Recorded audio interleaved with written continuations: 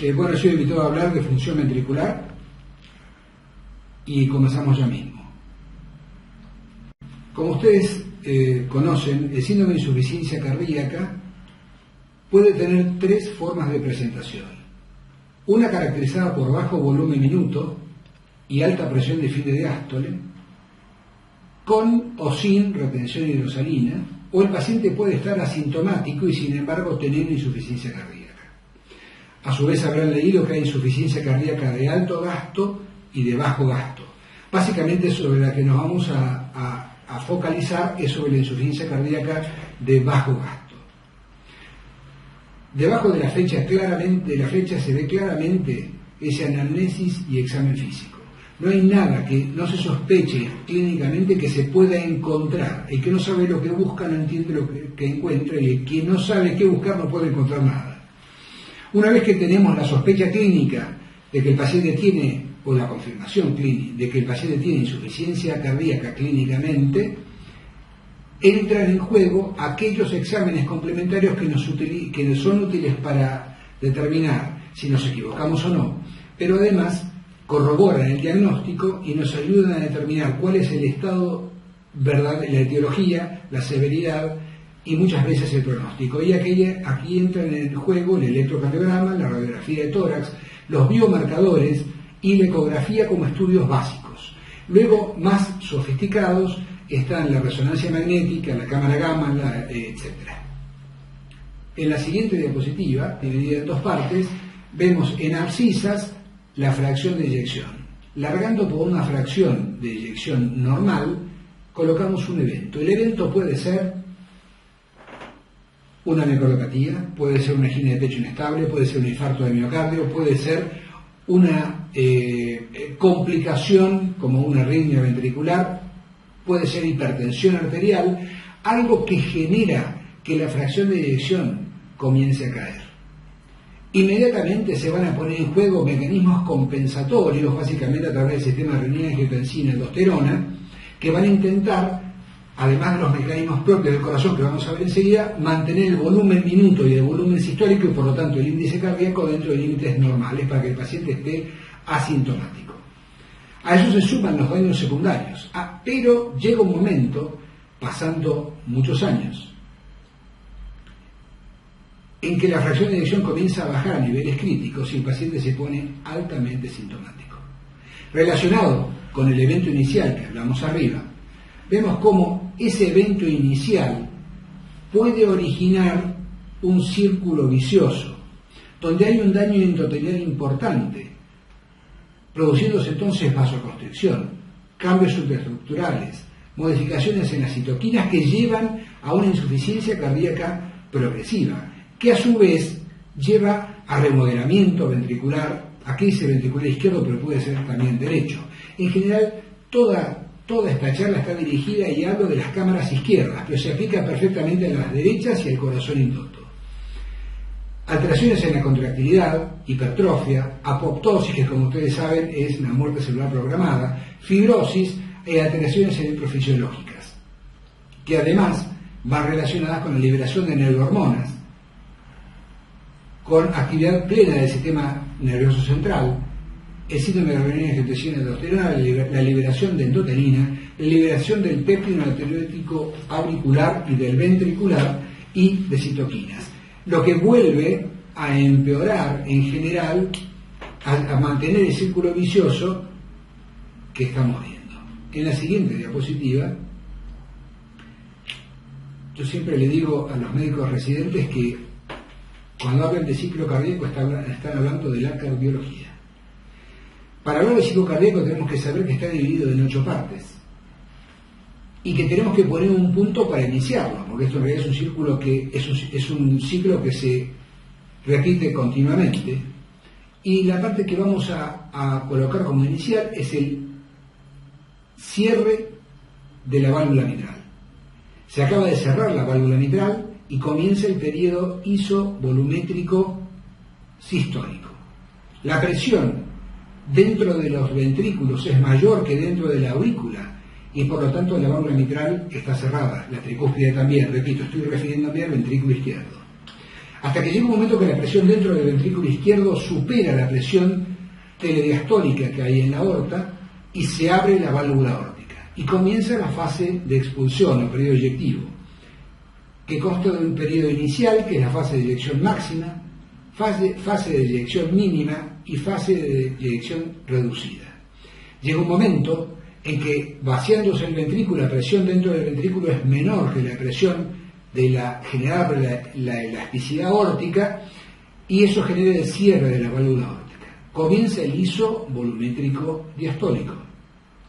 No hay cambios en el volumen y sí hay caída de la presión dentro de las cámaras, hasta que la presión dentro de la aurícula izquierda supera la presión de fin de diástole del ventrículo izquierdo y se abre la válvula mitral y la tricúspide, generando el lleno ventricular rápido, la diastasis o lleno ventricular lento y la última fase, que es la contracción auricular.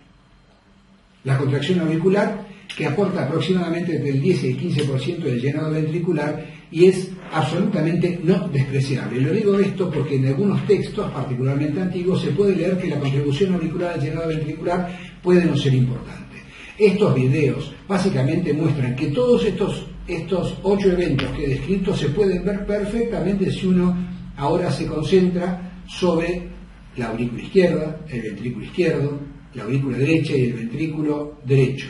Estas son las venas, esta es la vena pulmonar superior derecha, y vamos a ver cuándo la aurícula se vacía y cómo llena el ventrículo, en este caso el Doppler muestra el flujo en rojo, y cuando el ventrículo se vacía en la sístole, el flujo en azul. En la siguiente diapositiva vemos el loop de ciclo cardíaco. Básicamente es un gráfico de presión-volumen, abscisas y ordenadas. Esta es la recta o los puntos de contractilidad y esta es la curva de tensión pasiva. Pongamos nuevamente la apertura de la válvula auriculoventricular. Esto es lo mismo, es la misma forma, es el mismo ciclo cardíaco, pero graficado en un loop. Se abre la válvula auriculoventricular, en este caso la mitral, fase de lleno máximo, lento diastasis, contracción auricular, se cierra la válvula auriculoventricular, el ventrículo ahora gana presión a igual volumen hasta que dentro de la cámara se logra vencer la presión aórtica, se producen las fases de eyección máxima, mínima, reducida, se cierra la válvula sigmoidea, isovolumétrico diastólico, donde el ventrículo pierde presión con igual volumen. En el siguiente diapositivo vemos un resumen básico de lo que hay que conocer. A veces uno piensa, cuando uno toma la presión arterial con un manguito, no tiene conciencia de todas las cosas que está midiendo en una sola toma. La tensión arterial es igual al volumen minuto por la resistencia periférica. El volumen minuto, o la cantidad de sangre que eyecta el ventrículo izquierdo, y repito, el derecho, por minuto, depende del volumen sistólico y de la frecuencia cardíaca. El volumen sistólico, o el volumen de sangre que eyecta el ventrículo izquierdo por latido, tiene a su vez 4 determinantes, que son la precarga, la poscarga, el estado inotrópico y la frecuencia cardíaca. Como podemos ver, la frecuencia cardíaca es un determinante directo del volumen sistólico y directo del volumen minuto. La resistencia periférica es la resistencia que ofrecen las arteriolas, es decir, las últimas arterias que tienen banda muscular. A este gráfico presión-volumen y al corazón lo pueden alterar reducciones de la contractilidad, sobrecargas volumétricas o aumentos de la poscarga, como veremos enseguida. En el siguiente diapositivo vamos ahora a ir a la ultraestructura. La unidad funcional del miocardio es el sarcómero. Los sarcómeros que se miden de banda Z a banda Z básicamente están construidas por filamentos gruesos de miosina, ¿de acuerdo? Y filamentos finos de actina. Los filamentos gruesos, que son los de miosina, estos que están aquí, no se mueven durante la contracción, y son los filamentos de actina los que se van moviendo a través de conectándose por estos cabezales que unen, son cadenas de merimiosina liviana y pesada que van haciendo un efecto de bisagra, y con esto el miocito se contrae. Estos miocitos, que tienen una longitud óptima de contracción de 2.25 micras, de elongación de 2.25 micras, generan con esa longitud la máxima contracción.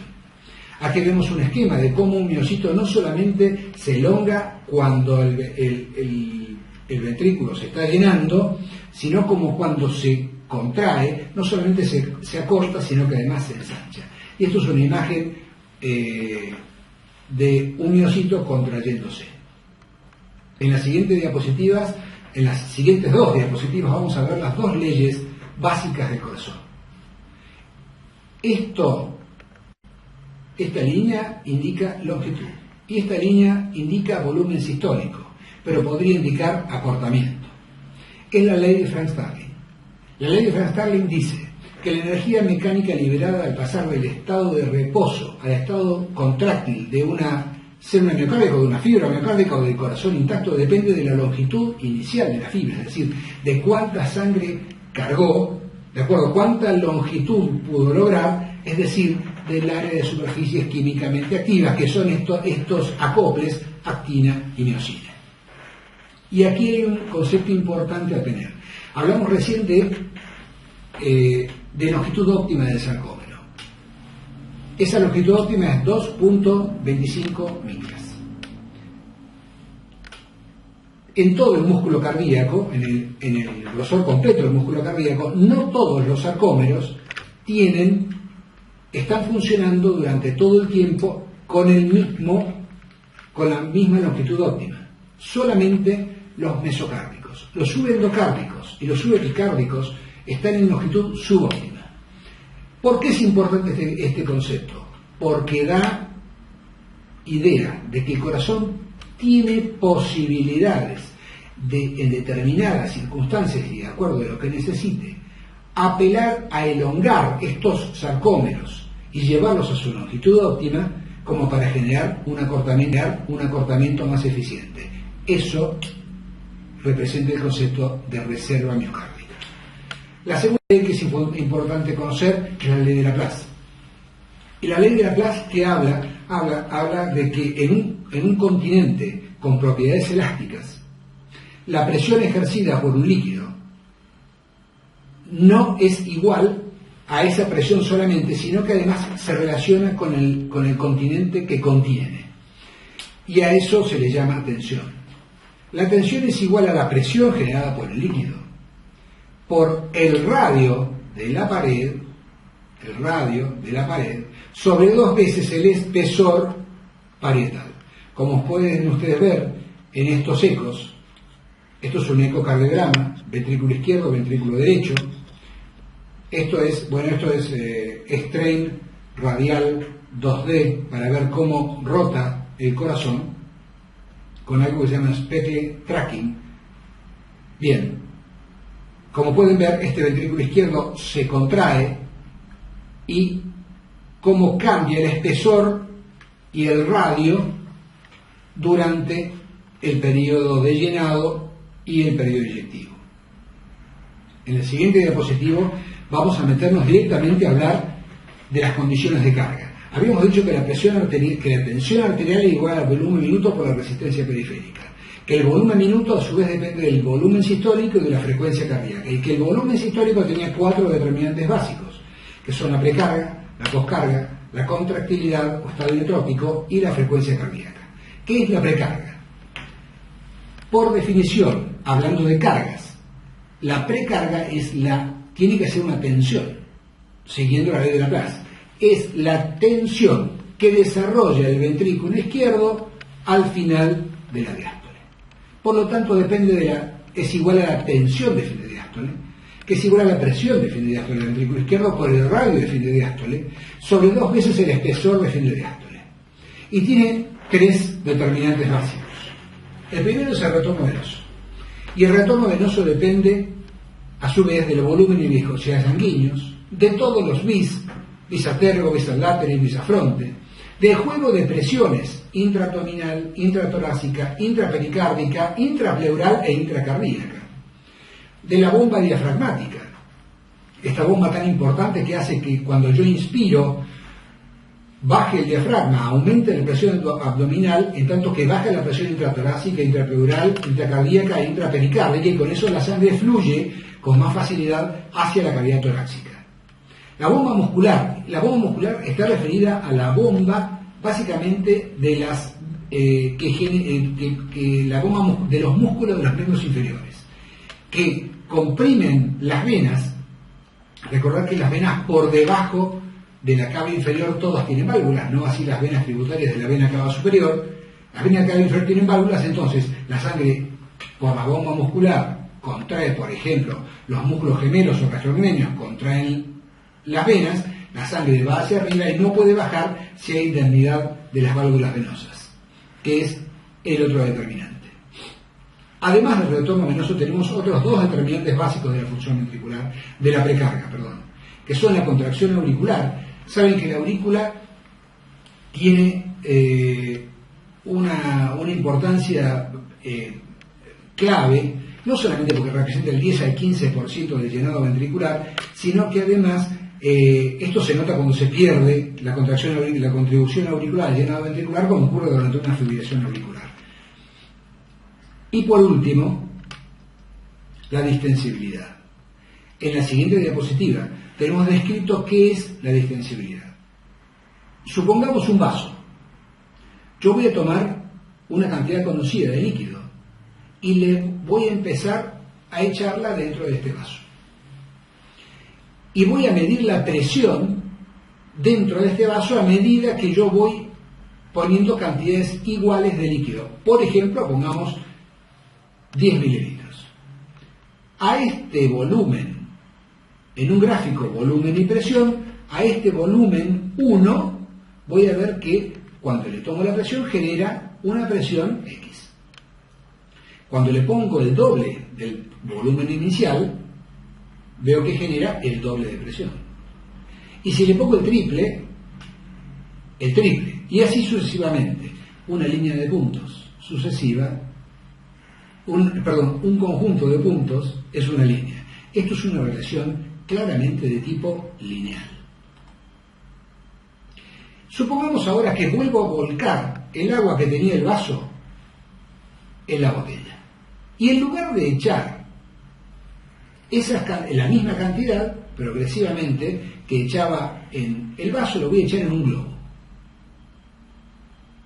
Cuando echo la misma cantidad, supongamos, perdón, pero el gráfico no me salió exacto, que esto fuera exactamente igual que esto, veo que la presión que se genera con el primer volumen no es como era en la situación con el vaso, sino que es muy diferente.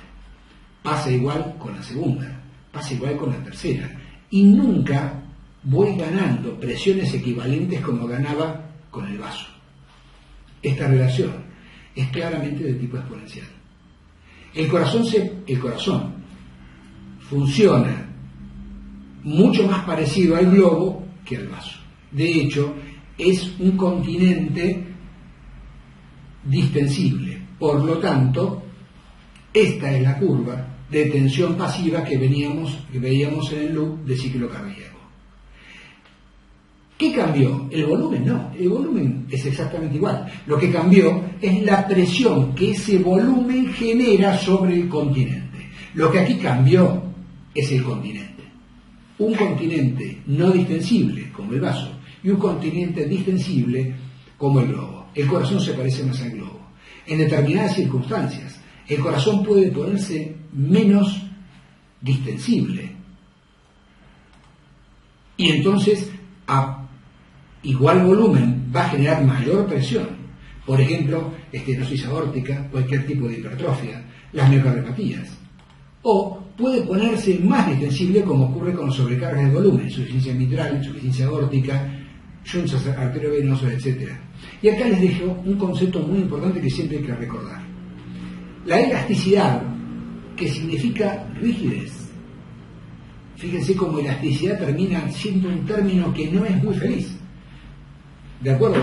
Porque da la sensación de distensibilidad, sin embargo, elasticidad y distensibilidad son opuestos. La distensibilidad es lo contrario de la rigidez, que es la elasticidad. Es un juego de palabras, pero interesante como concepto para tenerlo en cuenta. En el dispositivo vemos el otro componente fundamental de volumen sistólico, que es la poscarga. Otra vez, poscarga es una tensión, ¿de acuerdo? Es la tensión que desarrolla el ventrículo durante el periodo eyectivo. Es la carga impuesta, es la carga a vencer. Por lo tanto, va a ser la tensión durante el periodo eyectivo, que va a ser igual a la presión durante el periodo eyectivo por el radio del periodo eyectivo sobre 2 veces el espesor de la cámara. La poscarga tiene 2 componentes. Un componente interno, un componente externo y un componente interno. El componente externo es el más fácil de entender. Es la resistencia periférica, que habíamos dicho que a su vez era un determinante directo de la tensión arterial generada por las arteriolas, y la impedancia aórtica. Impedancia aórtica, que es la resistencia que las fibras elásticas y musculares de la arteria, de la aorta, generan sobre el ventrículo izquierdo. Y el componente interno de la poscarga es la precarga. Y acá se cierra el círculo. Yo, modificando la precarga, puedo modificar la poscarga.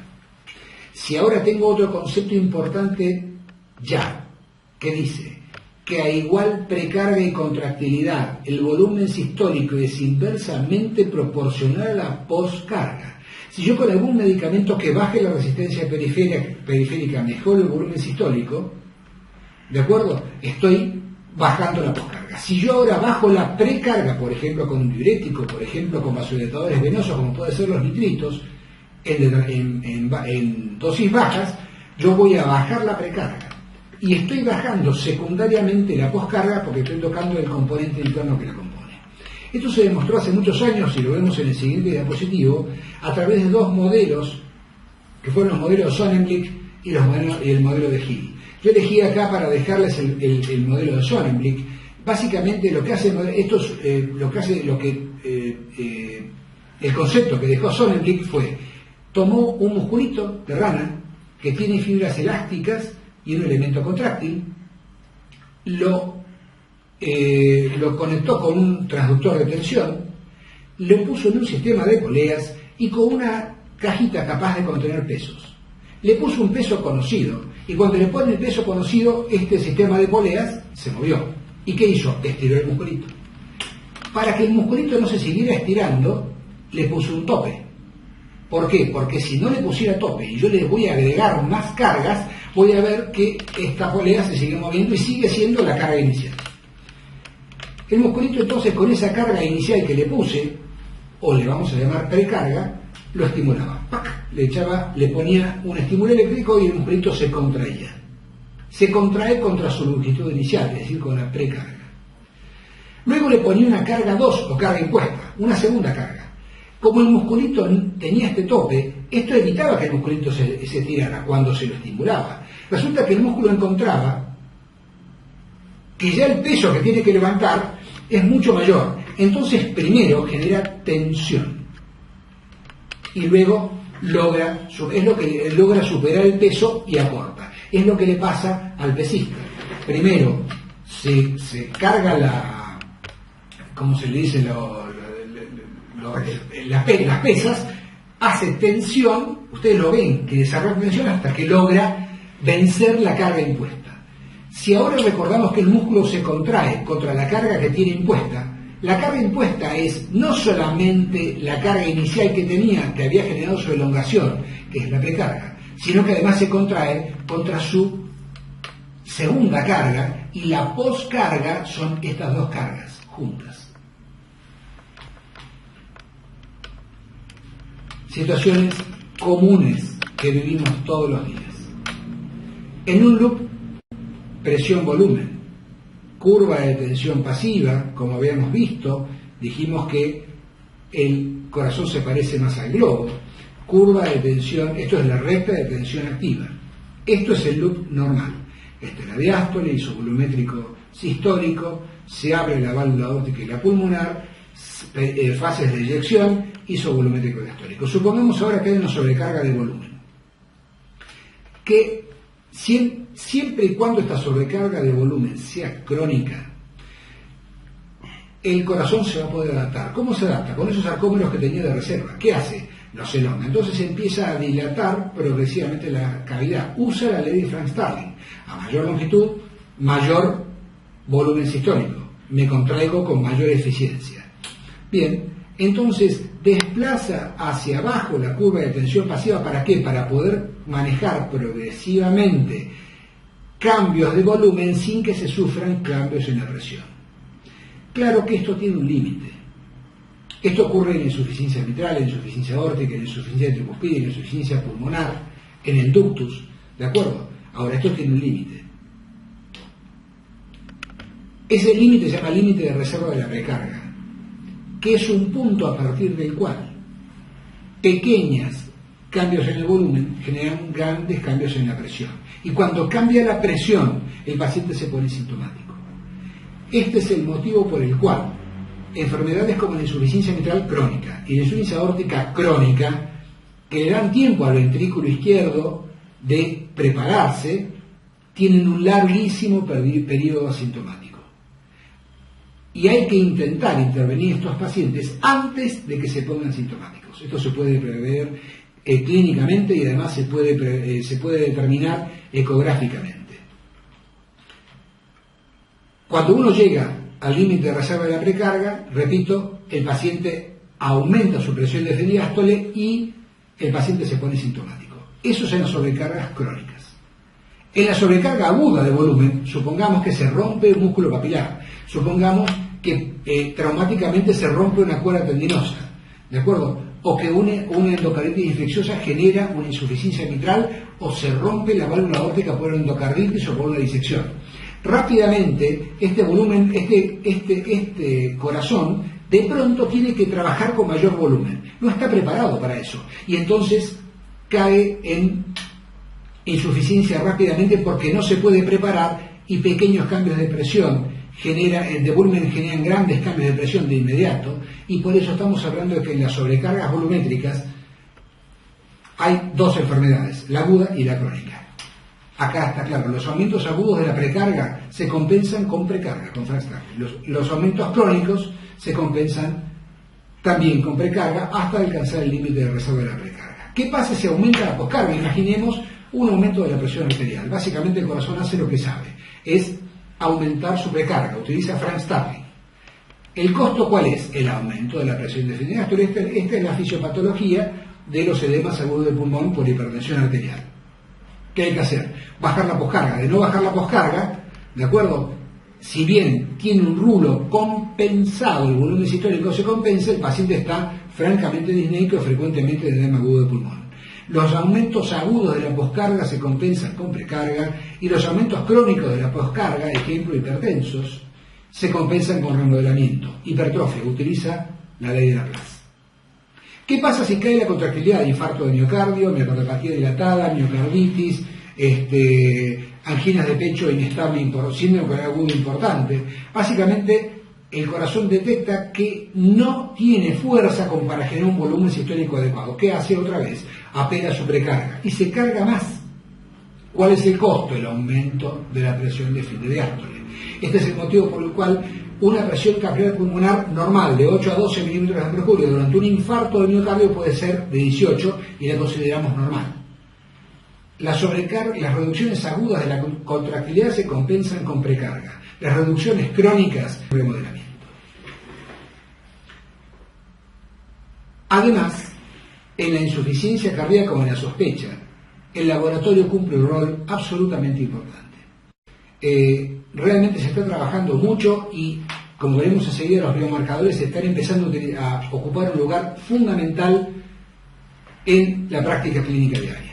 El laboratorio lo conocemos todos, en insuficiencia cardíaca, a todos los pacientes les pedimos un ionograma. ¿Por qué? Porque la hiponatremia y la hipocalemia son predictores de mal pronóstico.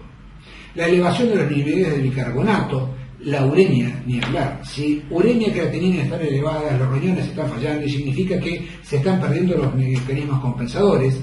Ni hablar de las alteraciones de las enzimas hepáticas. Es fundamental un hemograma porque queremos saber si el paciente está anémico o no. ¿De acuerdo? Y ni hablar de la glucemia. Fundamental, esto es lo básico que se pide en todo paciente con insuficiencia cardíaca.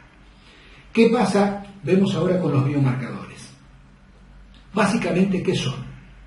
Son un aporte importantísimo para ayudar a distinguir pacientes que tienen insuficiencia cardíaca de otras condiciones. Aportan además importante información pronóstica y existe un interés importante y creciente en determinar si son útiles para determinar guías terapéuticas tanto en formas agudas como en crónicas de insuficiencia cardíaca. En este diapositivo siguiente vemos que estos biomarcadores, para ser clínicamente útiles, deberían ser seguros, accesibles, de bajo costo, aportar información que no sea accesible clínicamente, o sea, que yo le encuentre al biomarcador un dato importante que me pueda aportar para el diagnóstico clínico adecuado y que nos ayude a colaborar en la toma de decisiones clínicas. Como pueden ver en el siguiente diapositivo, hay marcadores de inflamación, marcadores de estrés oxidativo, del remodelamiento de la matriz extracelular, de neurohormonas, de injuria miocítica, de estrés del miocito y nuevos biomarcadores que se están desarrollando. Estos asteriscos, estos dibujitos que he puesto acá es para ver qué cosa hace cada grupo. Por ejemplo, los que tienen asteriscos ayudan a dilucidar la patogénesis de la insuficiencia cardíaca. Los que tienen este ASDETIC proveen información pronóstica y mejoran la estratificación de riesgo. Los que tienen, esto que es el diamante, pueden ser utilizados en la identificación de pacientes en riesgo de insuficiencia cardíaca. Los que tienen el trébol son objetivos potenciales de terapéutica y los que tienen el corazoncito celeste son útiles en el diagnóstico de insuficiencia cardíaca y en el monitoreo del tratamiento. ¿Cuáles son los mediadores de inflamación? La proteína C reactiva, que realmente cada día se utiliza más. El factor de necrosis tumoral, las APO1 y las conocidas interleuquinas 1, 6 y 18, que todos temblamos cuando están las interleuquinas activas porque eso significa que la posibilidad de trombosis endovascular es muy alta. Como podemos ver, los biomarcadores de inflamación ayudan a dilucidar la patogénesis de la insuficiencia cardíaca. Además proveen información pronóstica y mejoran la estratificación de riesgo y además pueden ser usados para la identificación de pacientes en mayor riesgo cuando tienen insuficiencia cardíaca. Los de estrés oxidativo son las lipoproteínas de baja densidad, la mieloperoxidasa, las biopirrinas urinarias, los isoprostanos urinarios y plasmáticos y los malonaldehído plasmáticos. Yo les pido disculpas si ven que leo algunos diapositivos, pero es que hay algunos términos difíciles para mí y que son cosas que hay algunas de estas cosas que uno no conoce. Los de remodelamiento de la matriz extracelular que sirven, fíjense, para dilucidar la patogénesis de la insuficiencia cardíaca y para, con objetivos potenciales de la terapéutica, son las metaloproteinasas de raíz de matriz, los inhibidores tisulares de las metalenoproteinasas, los propéptidos del colágeno tipo 1, tipo 2, etc. Más, las neurohormonas, la norepinefrina, la renina, la angiotensina, la aldosterona, la arginina, la vasopresina, la endotelina, los de injuria miocárdica como las troponinas. Esto directamente creo que no lo menciono porque no sé, esto sí es de uso rutinario. La CKMB y sus fracciones. Las del estrés del miocito, estas son las vedettes del momento. El péptido natriurético, el péptido natriurético preoriginado en los ventrículos y los nuevos marcadores biológicos como la cromogranina, la galactina 3, la stoprotegerina, la diponectina, etcétera, están siendo estudiados para ver si proveen realmente información pronóstica. Dentro de los péptidos natriuréticos es importante tener en cuenta que hay 5. Para cardiología hay en realidad 3 que son de utilidad. ¿Cuándo se liberan? Se liberan los péptidos natriuréticos cuando hay alguna forma de distensión aguda del aurículo o del ventrículo, derecho o izquierdo, y aurícula derecha o izquierda. Los péptidos natriuréticos auriculares es el PNA.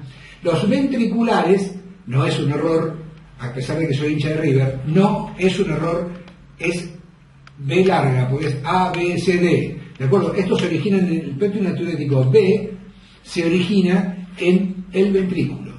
El natriurético auricular es un péptido de 28 aminopéptidos, en tanto que el PNB es de 32 aminopéptidos.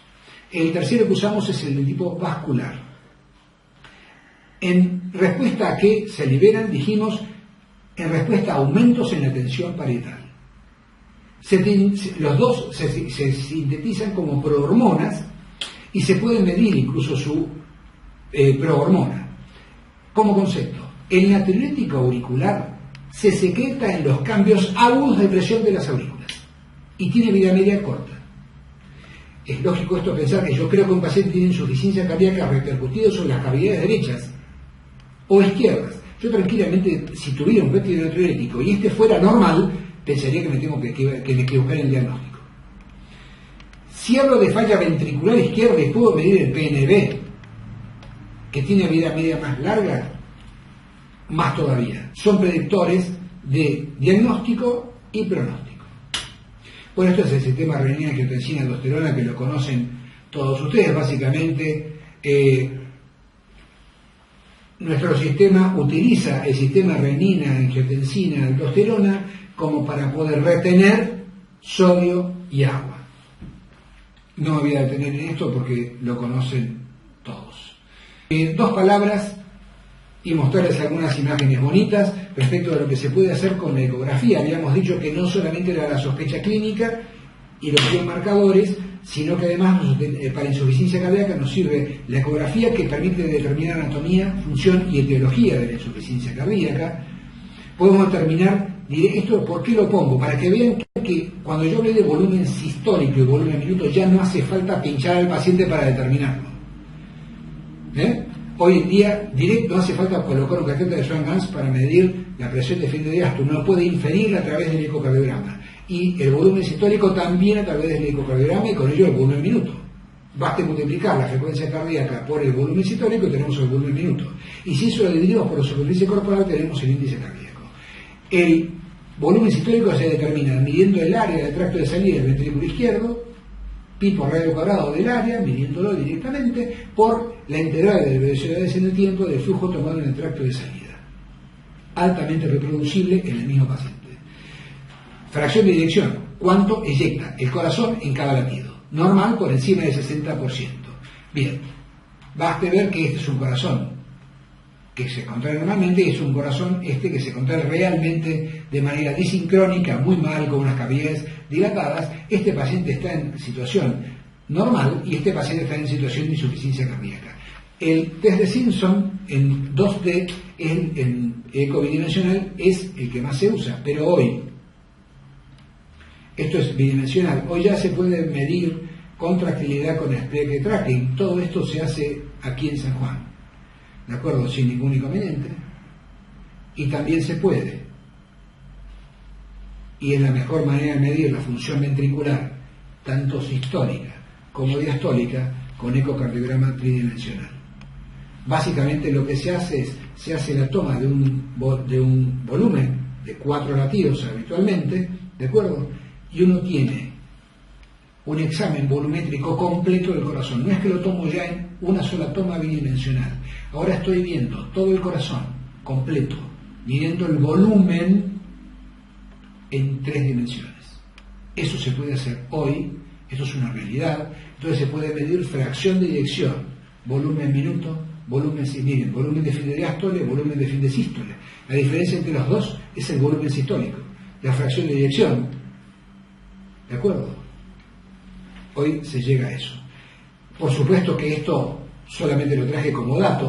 La función diastólica es la que determina, a través del estudio de la función diastólica con ecocardiograma Doppler, tanto del flujo transvalvular mitral, del flujo de venas pulmonares o con el Doppler de tejidos, el Doppler tisular, se puede determinar con estas 4 tipos básicos cómo está la presión de fin de diástole, sabiendo que si uno tiene un patrón tipo 3 o un patrón tipo 4, el paciente tiene alta presión de fin de diástole. Y ya no importa cuánto tiene de presión de fin de diástole alta, la tiene alta y se terminó.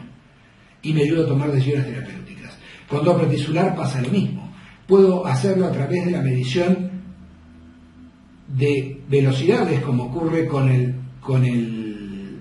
Doppler tisular de tejidos, ver cuánto se desplaza, el desplazamiento o tissue tracking, y ver el strain, o sea, la deformación, y cuánto se deforma y cómo se deforma. Eso es strain y strain rate. Eso también se puede hacer acá. La resonancia magnética cardíaca también me sirve para hacer el diagnóstico de qué tipo de enfermedad tiene el paciente, y sirve también para medir volumen sistólico, volumen minuto. Tiene un solo inconveniente, que es muy caro. Y también la cámara gamma ocupa un lugar importantísimo en este punto. Básicamente, conocer función ventricular, conocer los conceptos de volumen sistólico, volumen minuto, resistencia periférica, precarga, poscarga, ayudan a tomar determinaciones clínicas. Si uno tiene en cuenta cuál es la presión capilar pulmonar o fases de llenado y el volumen sistólico, puede hacer intervenciones terapéuticas para poder hacer que el paciente llegue a clínicas normales. Para terminar y resumiendo otra vez el gráfico básico, este es el resumen completo de la charla. La presión arterial, la tensión arterial depende del volumen minuto y la resistencia periférica. El volumen minuto a su vez depende del volumen sistólico y de la frecuencia cardíaca. El volumen sistólico depende a su vez de la precarga, de la poscarga, del estado inotrópico y de la frecuencia cardíaca. La precarga depende del retorno venoso, de la contracción auricular y de la distensibilidad. La poscarga tiene dos componentes: el externo, que es la resistencia periférica y la impedancia aórtica, y el interno, que es la precarga. Si uno tiene en cuenta, entonces, que en un paciente con insuficiencia cardíaca tenemos que conocer cómo son las condiciones de carga que tiene, hacer el diagnóstico y sospecha clínica correctos, utilizar la placa de tórax, el electrocardiograma, los biomarcadores y el ecocardiograma como estudios básicos, es probable que nos equivoquemos menos. Muchas gracias.